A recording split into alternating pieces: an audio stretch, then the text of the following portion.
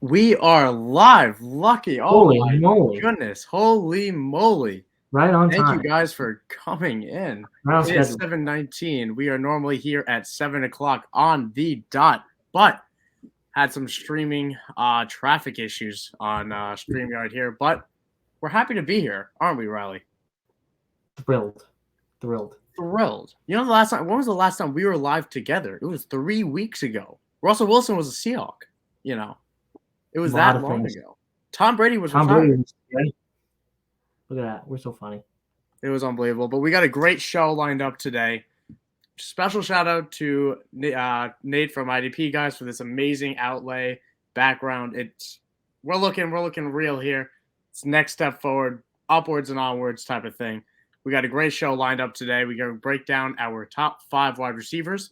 If you're wondering about number 10 through 6, as well as our free agency reactions, we talked about that last week on the show. You can find that on both for frequency's sake's YouTube at For Frequency's Sake, or IDP Guys at IDP Guys on YouTube. Both are available. Both are fantastic, especially if you want to see our lovely faces last week while we were home, different setting. Well worth a check in there. But before we get into the top 5 receivers of this class, according to our rankings, we also had a big trade today. Tyreek Hill was traded away from the Kansas City Chiefs to the Miami Dolphins. The deal included a first-round pick, a second-round pick, a fourth-round pick, a fifth-round pick, and more picks to come probably. Who knows? But that was a boatload that Miami gave up to get one of the best receivers in football. And obviously that's going to have sweeping fantasy ramifications. What were your immediate reactions to that, Riley? The main thing that I've thought about that I want to take away from this, and I don't want to go on about it too long because I know we kind of disagree about it, but I don't want to temper Jalen Waddle in any way, shape, or form. I'm not saying that this is a good thing for him and that this increases his ceiling. It is a cap on his ceiling, but I still think his ceiling is great. I think the reason he was limited in a in a scheme basis was because of him being the number one guy. And I think he's shown plenty with his big play ability. He's had plenty of big plays in the NFL and as well as college that he can do anything he's asked. And it just so happened he was asked to play in the screen game because that's what the offense needed with a bottom 5 offensive line and no other weapons. So I think that I don't want to get too lost in Tyreek Hill being the one on this team, even though he is now the one. Jalen Waddle is one of the best wide receiver 2s in football now.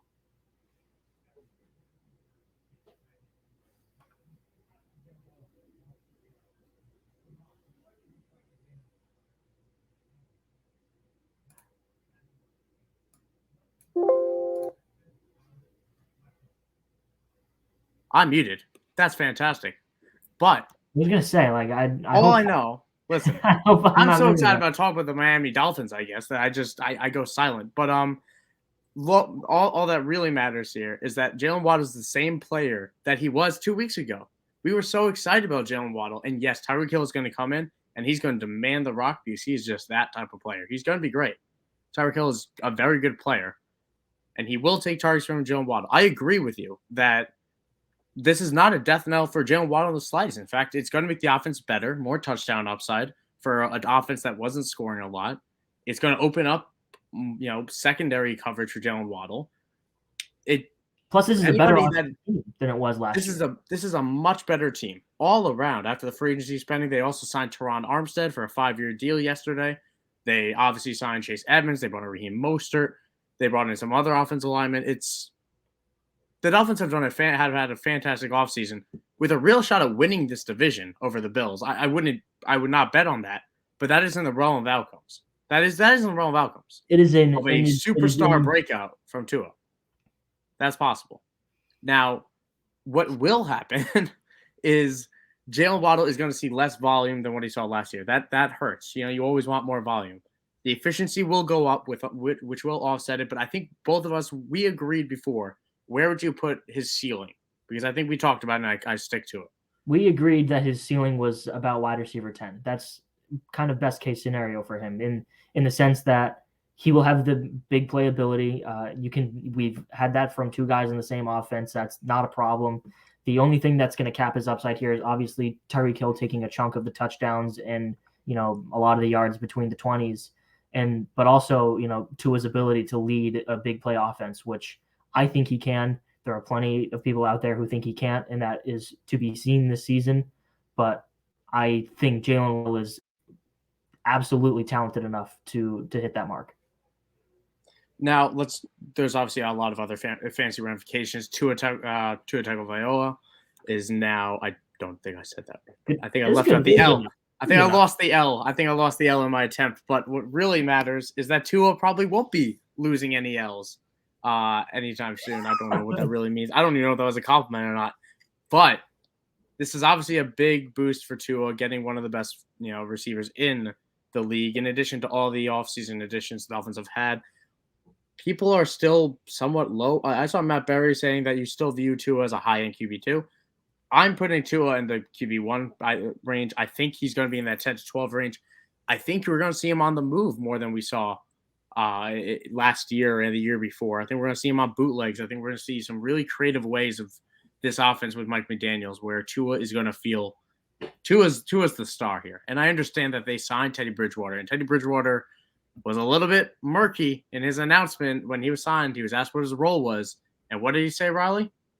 He said exactly what a backup quarterback would say. Exactly.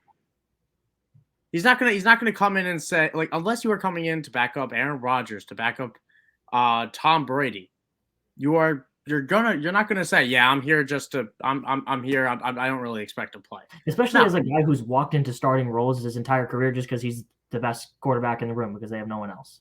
Not to slander or because I have no problem with him. Yeah, you're not gonna write yourself off, especially Teddy at this point of his career. So Tua is given every opportunity here. I expect him to take the most of it. It's definitely possible that he, doesn't. But what this trade also does, and I tweeted this out earlier, for the Dolphins, now they don't have a first or second round pick. That is huge for Chase Edmonds. Tremendous. That is 2 picks, early picks, that they cannot use on top-tier talent. That pretty much takes Breece Hall off of the board for the Dolphins. That probably takes Kenneth Walker off the board for the Dolphins. Probably takes Isaiah Spiller off the board for the Dolphins. So now you're looking day 3. I think there's a real world. If someone gets added, it's Brian Robinson. Reunite the Bama guys, and that's it. Like, if it's Brian Robinson and Chase Edmonds, that is a fantastic landing spot for both of them, and a fantastic landing spot for fantastic for Chase Edmonds, who will immediately be one of my favorite PPR values in the draft. Yeah, I was in on Chase Edmonds. I'm even more on him now because you can't load the box against the Dolphins anymore. It's impossible. They're the fastest team in the NFL. So I'm super excited for almost every skill player on that team. Yeah, except for Raheem because he'll get hurt. Yeah.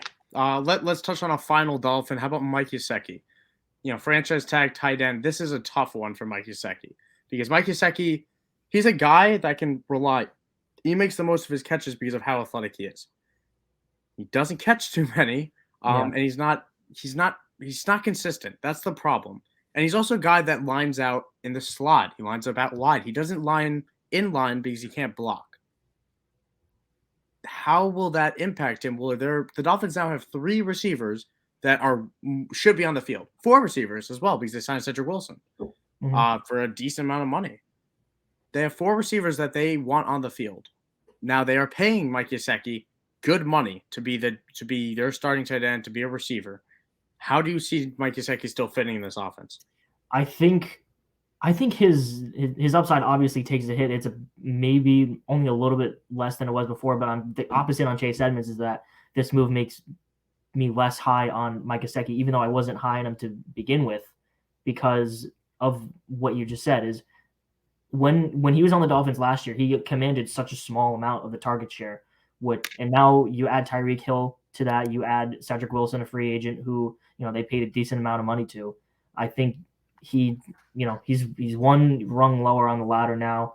As a guy who was already super volatile before, I'm not going to be drafting him in any way probably.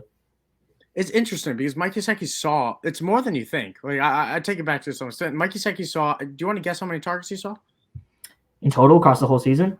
total across? The whole season, which was 17 games. He played every single one. 17 games. He was the tight end 9 in He had a PPR. couple like goose eggs, like total disappearances. He always does. Yeah. I would He had a say- 7-target game with 0 receptions, and 3 reception game with or 3 target I'll go game with 0 modest and receptions. say he had probably more than 65. I'll say 70 targets. 70 targets. He had 112. Wow. He had 112 targets. So the target share, honestly, it was there. He only caught 73 of those 112, which is not great for a tight end at all. But the real problem was that he only scored 2 touchdowns. That's a number that will go up. 2 touchdowns will not repeat. That will be a much higher number, more closer to what he had in 2020 when he had 6. So that target share is going to dip. It'll be probably closer to 90, give or take, maybe 85, 90.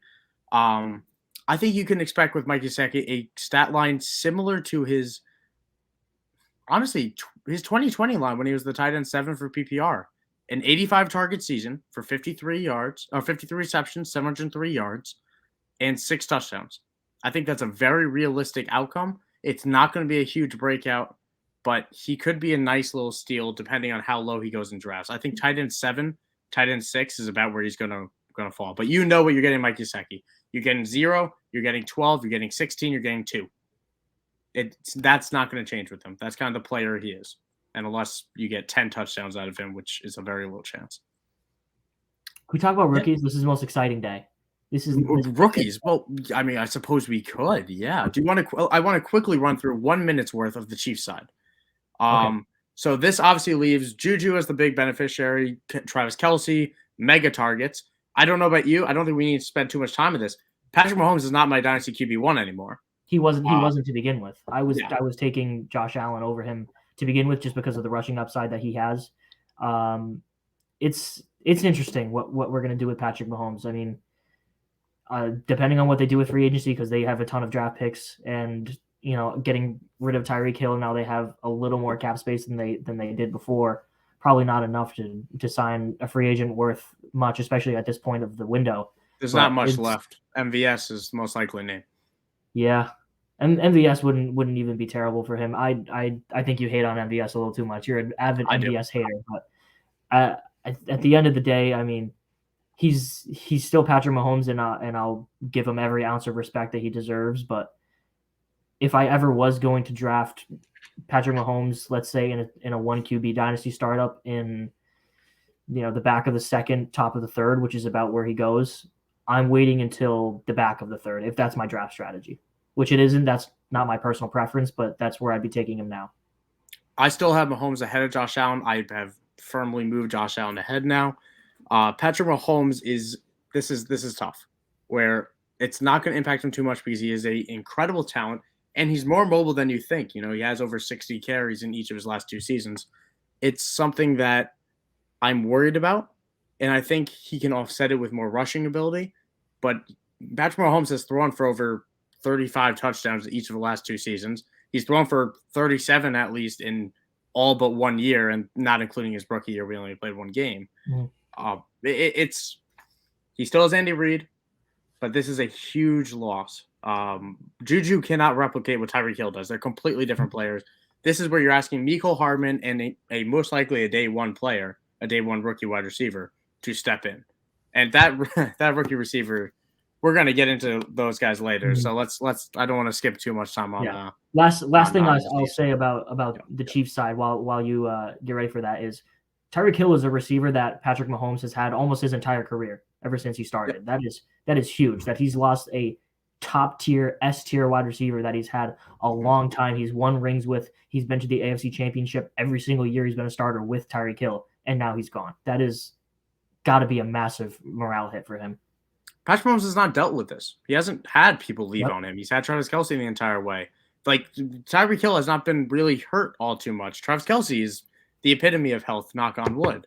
So it's going to be very interesting to see how Patrick Mahomes handles this type of adversity. And I wish him luck. It's a tough division. Real quick, let's do a 5-second thing right now. 5, 4, 3, 2, 1. Who's winning the AFC West? Chargers. Chargers? Okay. Yep. I am going to say the Broncos get it done on the back of that defense and Russell Wilson being good enough. As I can't pick a first year head coach to win a division that is so stacked as the AFC West. I can't do it. I won't. And Brandon Staley proved enough that he deserves a head coach in this position, and they are, in my opinion, the most talented team on paper. So I'll take them to win a division. All right, let's move on because I've talked too much, and I could talk. Yes. And what are we going to move on to? We'll move on to the pro days, which have taken off since the combine ended last week or 2 weeks ago now. Time flies. But pro days took off, and obviously Malik Willis was the talk of the town with his arm. And you know what the best thing about pro days is that it doesn't the top tier wide receivers don't do them. That. But like anybody, I'm sorry. If you are shocked by Malik Willis's arm, if you are blown away by the strength, where were you? Where were you? We've been talking about this. People have been talking about this for the longest time. People know Malik Willis has a good arm. If you've been paying attention, all this is mainstream, picking up things that you didn't get anyway. Malik Willis has been the QB1 of this class for the better part of 3 months. He's always been for me, and totally fell off the I mean, since Kenny Pickett weighed in with his or measured in with his baby hands, it hasn't even been close. Hasn't been competition. And when it comes to super flex leagues, Malik Willis is your QB1, your 101 of the draft, thanks to his rushing volume and his big arm. And with all this big push up in his draft stock, it's gonna get him better draft capital. And he's the only QB of this class. I am 1,000% confident they're a day one pick. I would not be shocked if Kenny Pickett slipped to day 2. I don't think he will. I think it'll be day 1. But I think there is a world where that happens. There's no world Malik Willis is not a top 15 pick. Malik Willis has done so many great things for his draft stock in the last. Oh my God! There's been plenty of talk about him going number 2 overall to the Lions. Yeah, I saw that, which is madness. Over the last few days, it's madness because listen, this is still the same flawed QB class, throwing a lovely deep ball, great deep ball with a great arm while being mobile. That's great, but it's all the same traits that we've already talked about. So yes, Malik Willis had a fantastic pro day. You shouldn't be changing anything because of it. He's the exact same player he was on tape. He's the exact same player he is in the analytics department. All this did was confirm what we already know, but we kind of had that already at the combine. It's good stuff for his draft stock. It'll help his draft capital, which is always beneficial, but don't blow it out of proportion. And that goes for all these pro days as well. Yes, sir. So too true. Another pro day I wanted to bring up was Justin Ross at Clemson, especially since Justin Ross did not get to run or do anything at the combine because of his injury. And Justin Ross is an interesting guy. A guy that obviously wide receiver out of Clemson, big guy, was amazing as a true freshman. Over 1,000 yards, broke out with Trevor Lawrence. Second year was a solid deal, a little bit of a step back, but it was still a solid year with Trevor Lawrence as they went up to the national championship. He lit up Alabama in the national championship for over 100, I think it was 150 something yards and a couple touchdowns. That's what you want to see on the biggest stage. You want to see someone light up Alabama. And then he suffered a brutal spinal injury that people were worried we were never going to see him again in 2020. And then he came back in 2021, played some games, but was playing through an injury in his foot. Finally got treated in November, declared for the draft. Now looking at a day 3 selection. Ran around a 4.5, 4.6 range in the 40. It was everything we expected from Justin Ross. But I kind of, since we did wide receivers last week, and since that's the theme right now, I want you to give me like a 1-minute feel on what you think about Justin Ross, because I think he's one of, if not the most interesting wide receiver prospects in this class. He's been a pretty hot riser as well lately, and I've kind of bought into it. You know, it's for the reasons you said, is that he's been marred with injury. Man, it's easier for me than it is for a lot of other people to look around injuries, and I feel like I say to myself I should be putting more stock in injuries like that, but it's hard for me to forget how good players are when they're healthy, and that's not how NFL evaluators look at it. Players fall in the draft because of injury concerns all the time, but this feels like a guy that, you know, is a classic fall in the draft and injuries. He ends up, you know, a 4th round pick. I wouldn't be surprised if he was. I kind of would be. Yeah, he's probably going to be a day 3 pick, and I wouldn't be surprised if that's a total value. Yeah, he's an interesting guy. Breaking out at the age that he broke out was really impressive. And again, you could give some of that to the Trevor Lawrence, all time great generational prospect. But Justin Ross is someone I really want to see. I don't think there's a world he gets. I don't think he gets day 2 capital. But if he gets a 4th round pick, goes to the right spot, hell, goes to the Jags. I that would be fantastic for him. I think DJU really held him back last year. You saw a lot of the times they were not on the same page. Where you see Justin Ross, he's got some nuance for a big guy running his routes, where he's better than you think, and he cuts to the open space when he runs those routes. And DJU throws it in the other way. There were a lot of option routes where they just were not on the same page. So I'm really looking forward to see where he gets drafted. And a final thing I'll touch on with the pro days. 2 things, really. One is quick. People are terrible for not treating David Ojaba's injury as bad as it was. Yeah. As you saw in the video, he went down, he tore his Achilles, which is unbelievably terrible. Prayers to his recovery, and hopefully he still gets the draft capital he still deserves. Michigan linebacker towards Achilles at his pro day. Top 10 pick, no longer. So probably falling down to the late day 2, second, third round. I think he'd still be a 2nd round pick, but Achilles injuries are brutal. Mm-hmm. And Riley, do you want to describe the video real quick? We're going to keep this on the shorter side, but I just want to bring it up. I forget what drill he was running. It was some sort of shuttle drill, and he planted his foot the wrong way. Achilles injury goes down, and there are scouts and just scouts around him who next guy he's on the ground like writhing. And nobody came over. Yeah, nobody came over. It's a terrible thing. It's another reminder, as if we don't have enough reminders in the NFL nowadays, that this is a business and people are not being viewed as human. But again, I want to bring it up partially because of that, because people should hear about it, and then partially because his draft capital will be slipping as a result. He will be going much later in the IDP leagues. Might be a value, but that is an Achilles injury is really tough. We saw how devastating that was to guys like Jalen Smith in their pre-draft process. So hopefully, hoping for the speedy and quick recovery. That's redundant, but still. And the final name I wanted to touch on was Quay Walker out of Georgia, the linebacker. N'Kobe Dean stepped out because he was doing some foot injuries. That's harmful for his draft stock as someone who is a day 1 potential type of guy. But Quay Walker really stepped up, a 4-star recruit. He is a name to be watching for as a sleeper. Depending on not quite a sleeper, because he will get good draft capital. But running a 4.52 at 6'4", 241, that's what you want to see from your linebackers. You want to see them be athletic. You want to see him be able to get to that quarterback, get to that rusher on the edge, and he's someone I want to keep an eye out for later in IDP drafts, seeing where he ends up in the drafts, because he's got some real potential, and I do like those Georgia defensive players. So now with that settled, it is rookie time. Well, this is all rookies, and I'll give a 20-second thing that Kenny Pickett met with the Carolina entire coaching staff. Carolina is doing their due diligence in the rookie process, but Kenny Pickett did meet with their offensive coordinator, the QB coach, their owner, and head coach. That when you see those 4 names, that's something to keep an eye out for.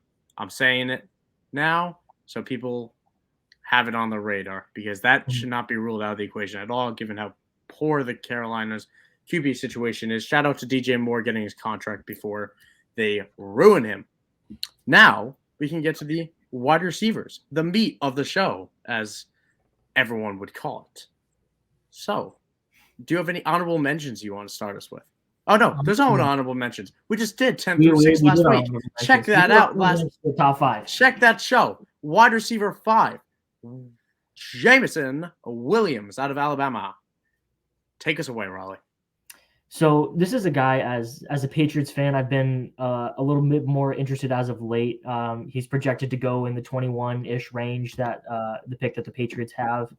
And he was one of the first receivers I watched of this class. And one of my, I wasn't in love with the way he played on tape. Obviously, huge playability, super fast, like unbelievable, blow the top off the defense.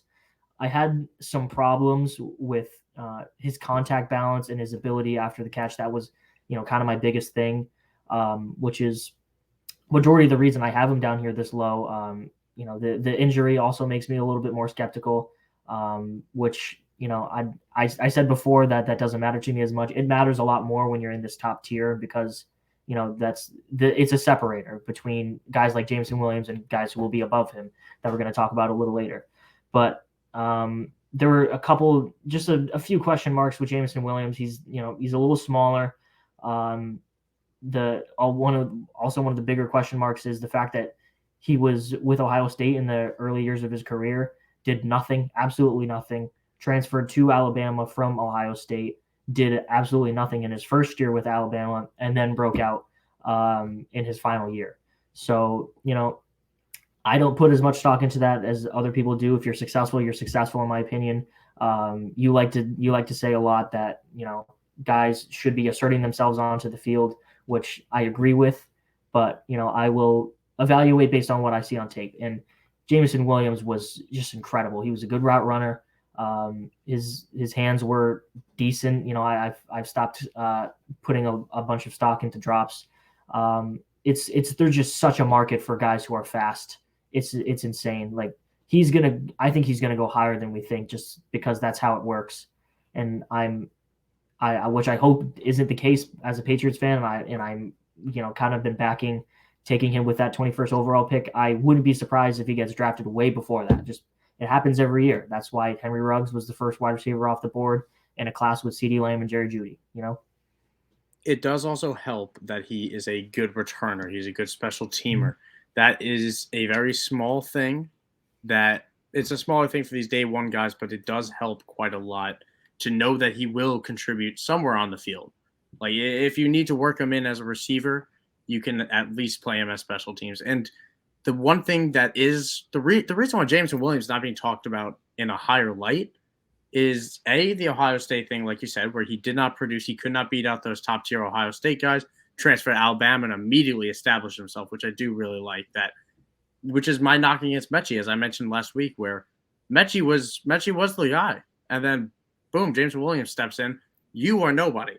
You're nothing. All right. Bryce Young said, I'm not playing with you anymore. Done. Kicks him out. I'm done with you, John. It's Jameson Williams time. And that speed, like you said, that is reliable draft capital. People are already talking about Jameson Williams as the Tyreek Hill replacement, as if they already forgot what Mecole Hardman was. But It's neither here nor there. Jameson Williams is a very, very good prospect. The guy that I started this off by saying the one thing was the Ohio State thing and the whole establishing. The other one is the ACL injury, where he tore his ACL late in the year. December? December. Yep. He tore his ACL in December. That's why we haven't heard anything from his combine, because he didn't do anything at the combine. And I'm not expecting his pro day in a week. His pro day is in a week. I don't anticipate him doing anything. I wouldn't be surprised if he somehow found himself out there, but I think it would only hurt his draft. It would ACL injury. His draft stock's on the rise right now purely by passive. People are forgetting about the concerns, and people are getting excited. So I don't anticipate him doing anything at Alabama's pro day in a week, but he's a good prospect for everything you just said. I think he's a good route runner. He's got great speed. His vision and he's good after the catch. Like I know you said it was a struggle. He's good after the catch, but he is good because of his speed. Yes. It's not necessarily because he's not making people miss a ton, and he's not running. He's obviously not going to run through people. The speed can get it done. We've seen it work where that happens, as long as they're with offensive coordinators that can get him in space. And his route running can create that space for him. All he has to do is get a little bit more wiggle, and I think that's totally possible. I think that's almost likely for a guy like Jameson Williams when he gets that draft capital. He's someone I'm very excited about. I really want to see him get that. I want to confirm that draft capital, and I want to get those injury concerns to the side, because I do worry about that if it starts lingering into camp. Slow starts for rookies are never fun. Either way, he's our wide receiver 5. He's my wide receiver 4 because I have him ahead of this next name, a wide receiver whose pro day was today. Out of USC, Drake London, my wide receiver 5, your wide receiver 4. We consensus had him at wide receiver 4. Yes, we yeah, whatever. Drake London, big body, big lanky guy. Good guy. He is a good player, a young player at 20 years old. He will be 21 come week 1, which is incredibly young.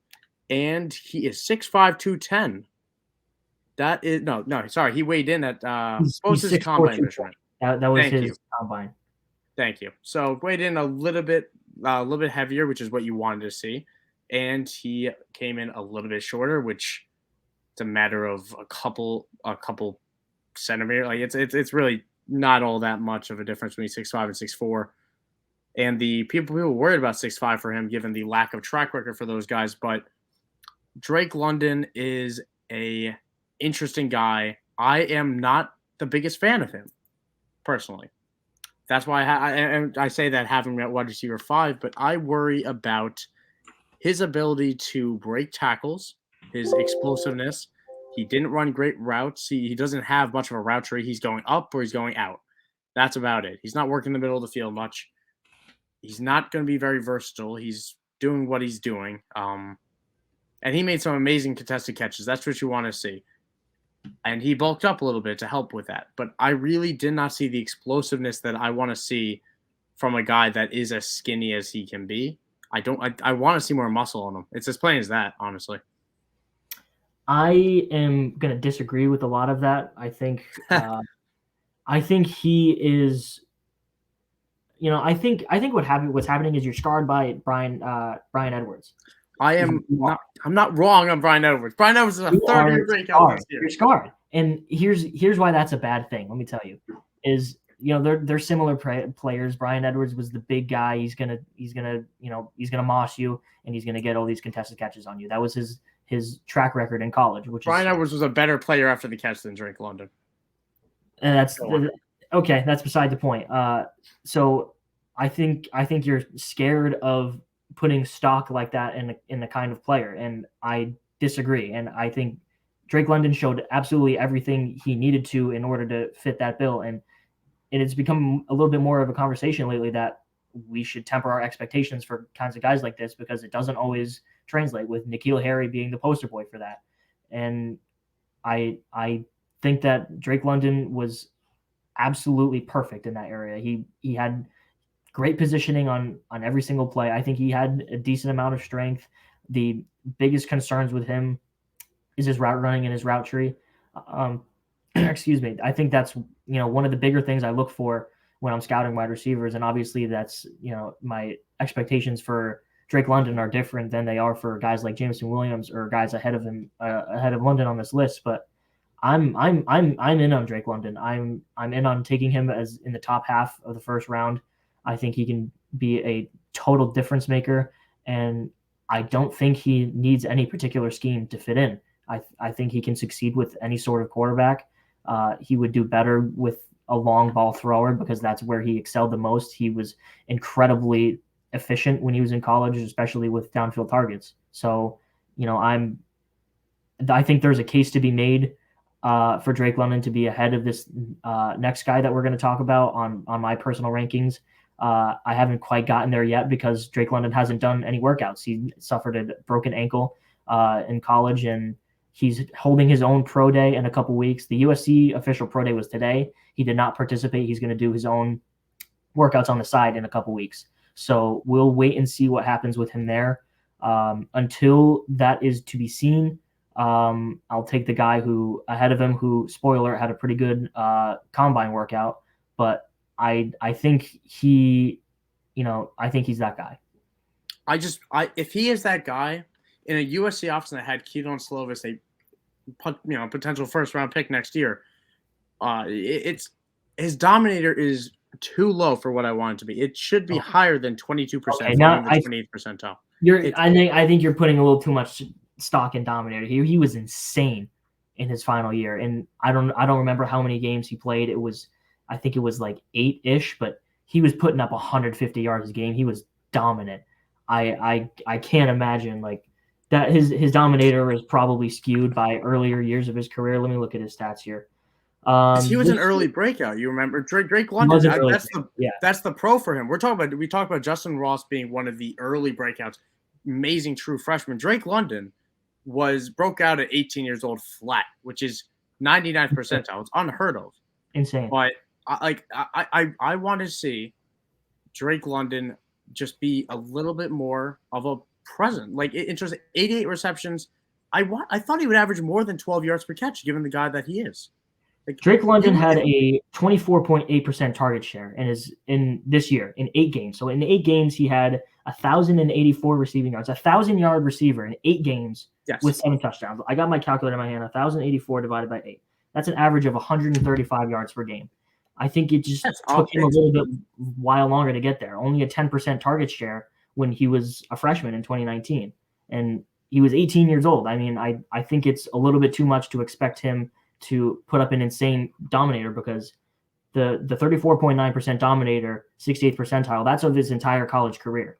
And I think he showed more than enough. A 24.8% target share as a 20-year-old receiver at USC, especially with Keaton Slovis at quarterback, and he was insane. 135 yards per game and almost average a touchdown every game.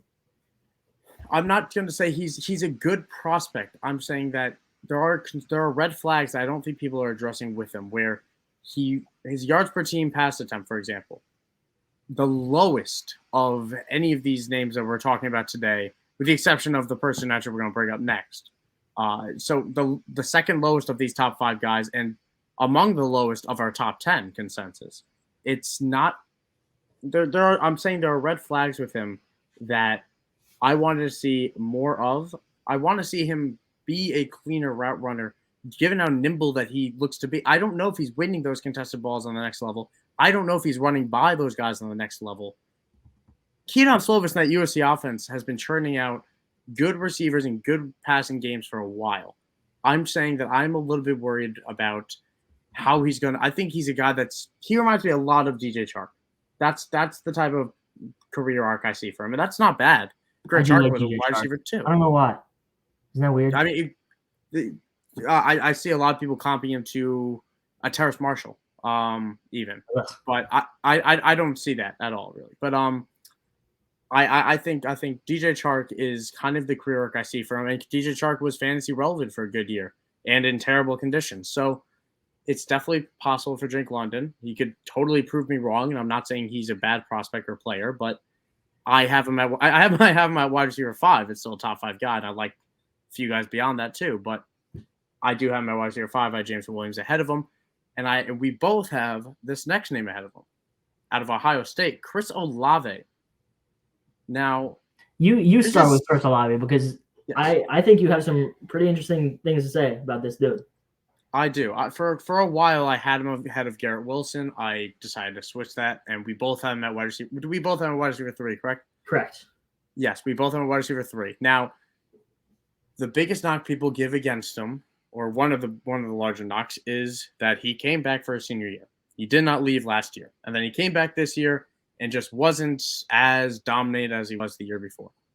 Except he kind of was. No, he didn't go over 1,000 yards, but he scored 13 touchdowns.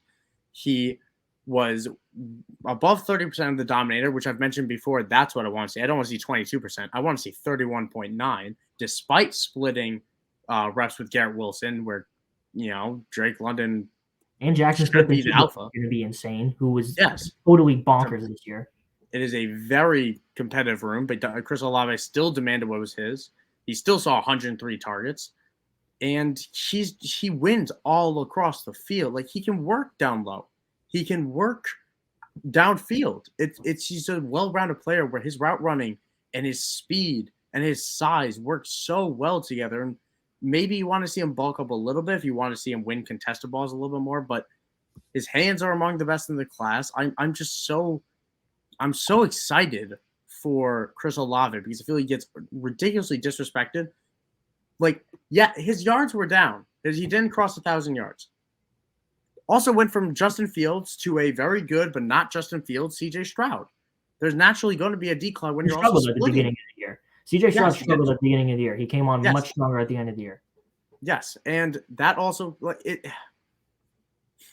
He got better as it went on. He's a good player, and the disappointed nose exhale of how people are treating. It's frustrating that people are acting like, yeah, he's not in the top 3, and like he also broke out at 19 years old. That's an 85th percentile breakout.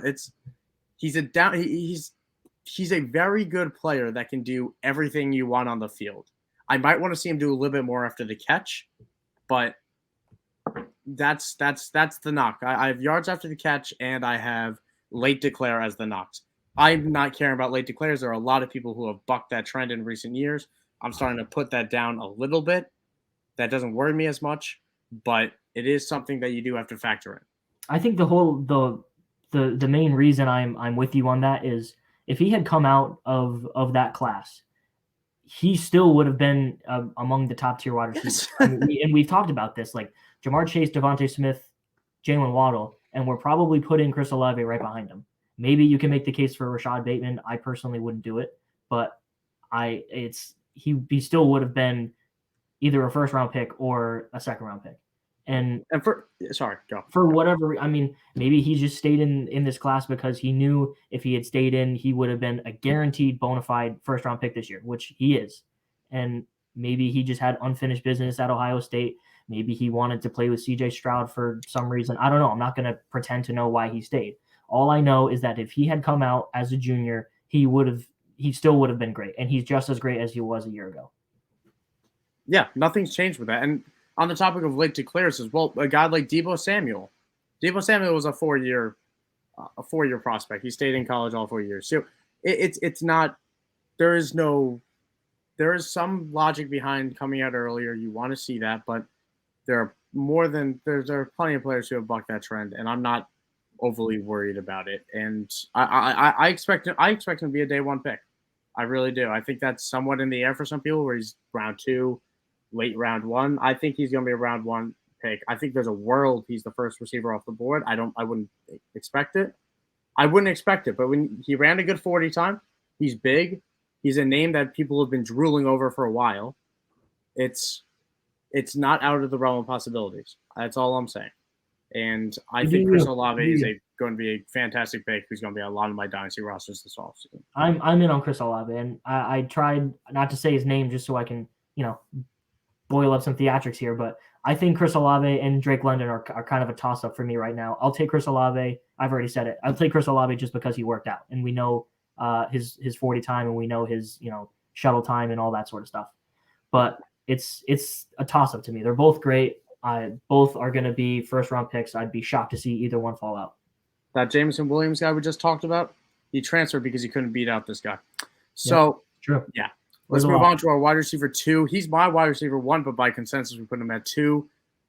This is a bit of a tier, I think, for us, in terms of at least in the consensus of the community, and it's close to a tier for me. Chris Olave ridiculously high, but these top 2 guys are a tier. We're going to start with number 1 of these, Treylon Burks, who I forgot to put his college, but Treylon Burks, Arkansas. Thank you. I blanked. It's been a long day, but all I know is that Treylon Burks is my wide receiver 1, and he's a big boy. He is a big boy, standing at 6'3", 232. Actually, I don't have a combine updated measurement, but 6'2", 225. So slightly 6'2", 225. That's yes. Now, what I really like about Treylon Burks is that he is a bully. He is somebody that will break tackles. He will win after they catch. He will get up and get that ball. He is such a good athlete, and people are knocking him for a slightly slower 40 time in that 4.5 range. When you factor in 6'2", 225, that's great. That's good. That's what you want to see. That's what you want.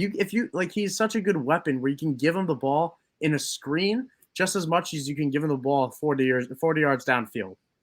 I am so Treylon Burks is my wide receiver 1 because his ceiling is by far the highest in this class.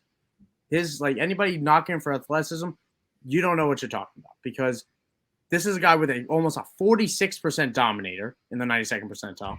There's someone who demanded a 31% target share, who broke out at 20, which is fine. With 20 and a half, it's middle of the pack, but that's not a knock at all. He has the highest yards per team pass attempt of anyone in this class, any of these top 5 guys by over like a yard or half a yard. There's nothing he cannot do, and that's what I want to see. That's what I want in a guy. His route tree might not be stellar, but when you have the other traits that he has, that doesn't matter. We see year after year, as much of a route tree guy that I am, we see guys succeed in spite of it when you have these physical gifts that I think Drake London does not have. And that's the difference here. I'm worried about route tree because I don't know if Drake London has the athleticism to match that. I know Treylon Burks can do that, and you could totally grow into a route tree too. Yep, and Treylon Burks is kind of just a leveled up Drake London, and he can do the same things. He's a little bit shorter, but he's again, we've said it every single show, is I don't like player comps, but he is built like Deebo Samuel. He plays like Deebo Samuel. He can be used in any way, just like Deebo Samuel, and it's really incredible. Like I'm excited to see Treylon Burks play in the NFL, just purely because of that, is because he can be used in so many different ways depending on the scheme he ends up in. That can be unlocked, and he has so many elite traits. He has the best spectacular catchability in this class. He's made diving catches. He's made the insane mosses and the contested catches. Like his tape is by far of any of these receivers the most fun to watch.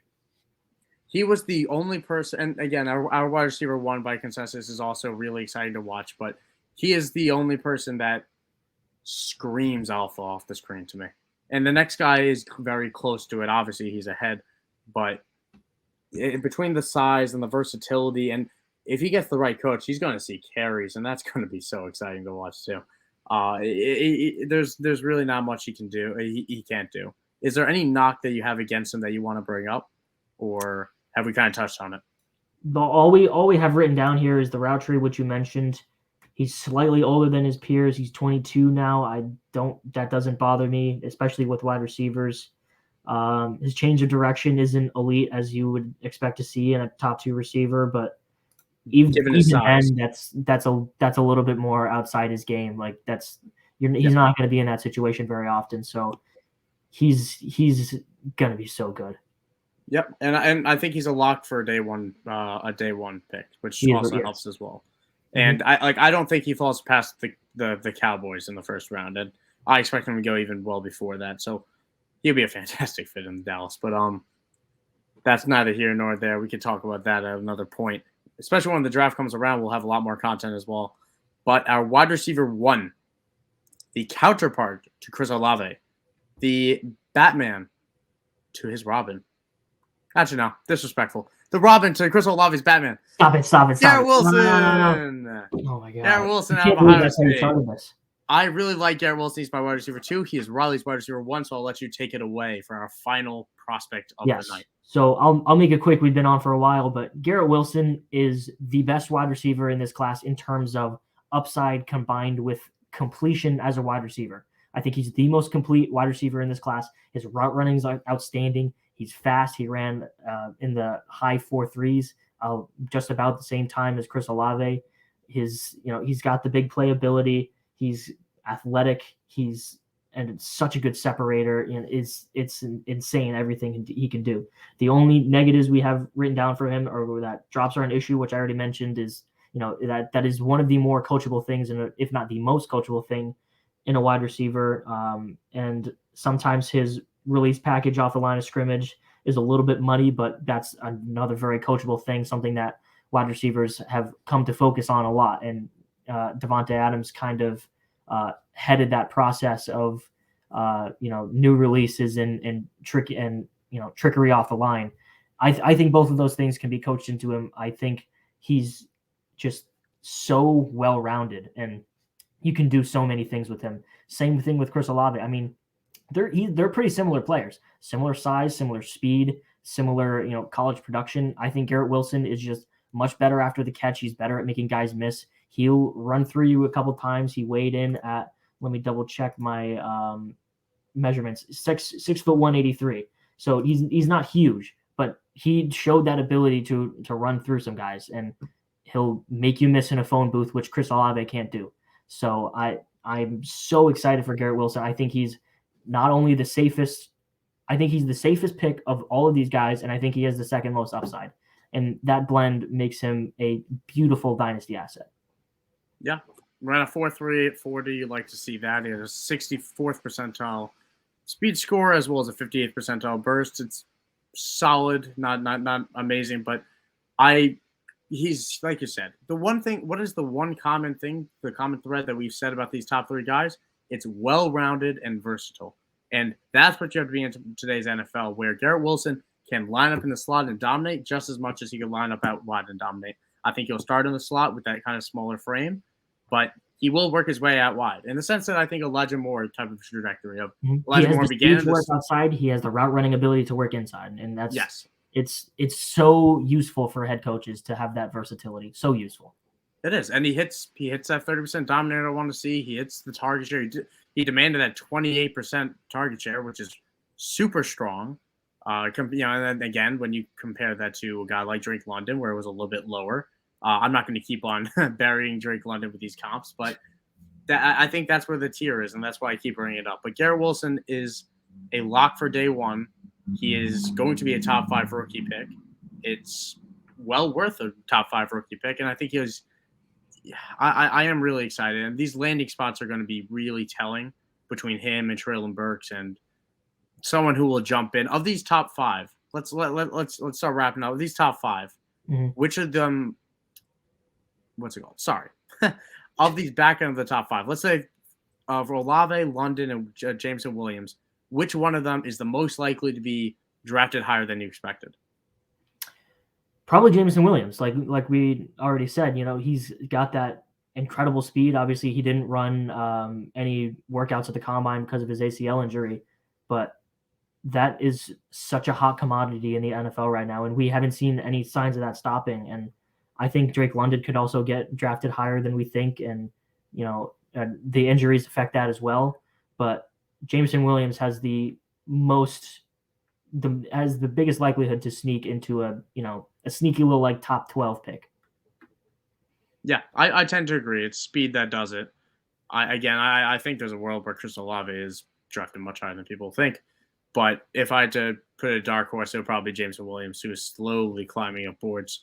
But not slowly, but very quietly climbing up boards right now. It feels like the Twitter rumblings are coming. And come draft day, it's going to be a bit of a roar.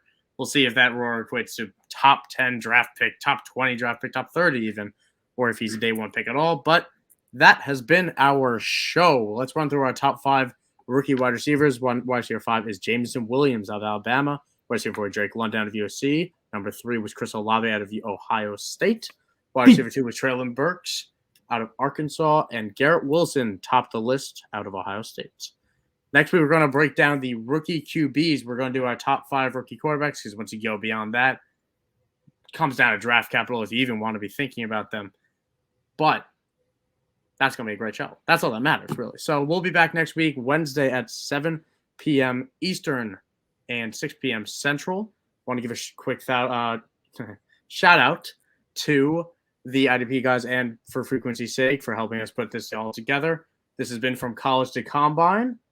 I am Michael Sicoli. You can follow me at Michael__Sicoli on Twitter. I've heard it's a great follow, but what do I know? And Riley, where can they find you?